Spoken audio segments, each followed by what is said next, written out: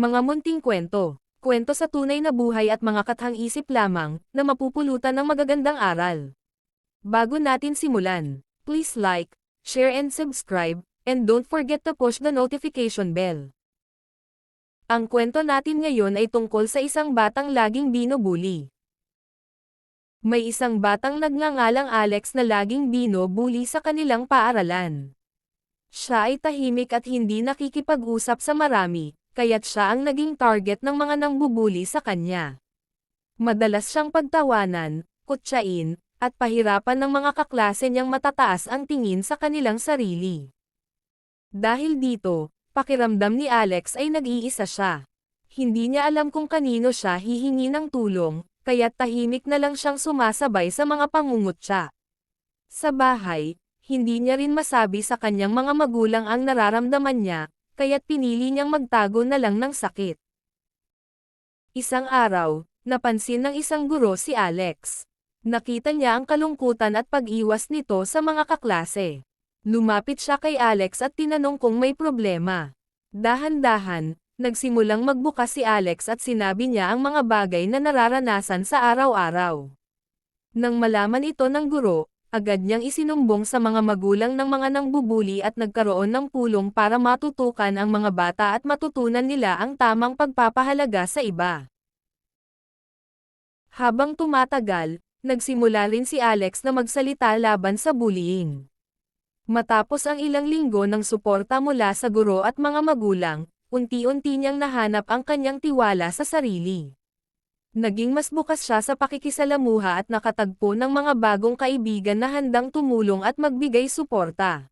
Sa huli, natutunan ni Alex na hindi siya nag-iisa at may mga taong handang magtulungan upang magtapos ang bullying. Ang kwento niya ay naging inspirasyon sa ibang bata na nagsimula ring magsalita at humingi ng tulong. Habang lumilipas ang mga buwan, naging mas madali para kay Alex na makisalamuha sa kanyang mga kamag-aral. Ang kanyang mga bagong kaibigan ay hindi lang siya tinulungan, kundi nagbigay rin ng lakas loob na ipaglaban ang sarili. Isang araw, nagsimula siyang magsalita sa harap ng klase tungkol sa kanyang karanasan. Ibinahagi niya kung paano ang bullying ay nakakasira hindi lamang sa isang tao, kundi sa buong komunidad. Ang mga batang nakikinig sa kanya ay nagulat. Hindi nila alam na ang mga simpleng biro o pangungutya ay may malalim na epekto sa isang tao. Mula noon, nagsimulang magbago ang kanilang pananaw.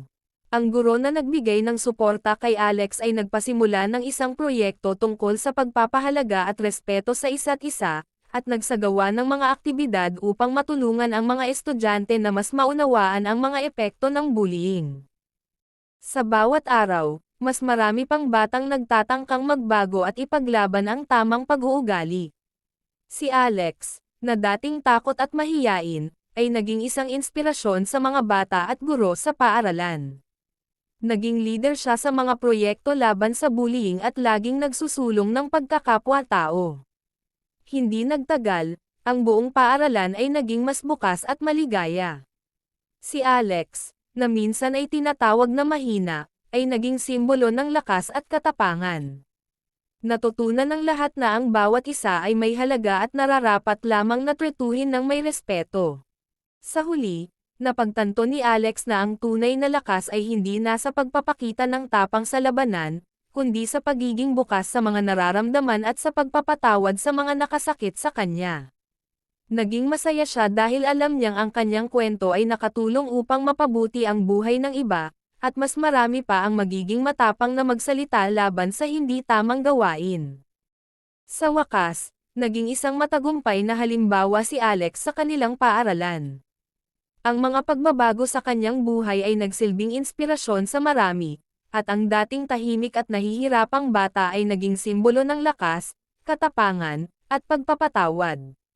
Natutunan niyang hindi siya nag-iisa at may mga tao na handang magsuporta sa kanya, at ang kanyang mga karanasan ay nagsilbing gabay sa iba upang huwag matakot magtanggol ng kanilang sarili. Dahil sa mga hakbang na ginawa ng paaralan upang wakasan ang bullying, naging mas masaya at ligtas ang kapaligiran para sa lahat ng estudyante, ang mga aktibidad at proyekto na itinatag ni Alex at ng kanyang mga guro ay patuloy na nagsisilbing aral sa bawat isa, sa bawat araw.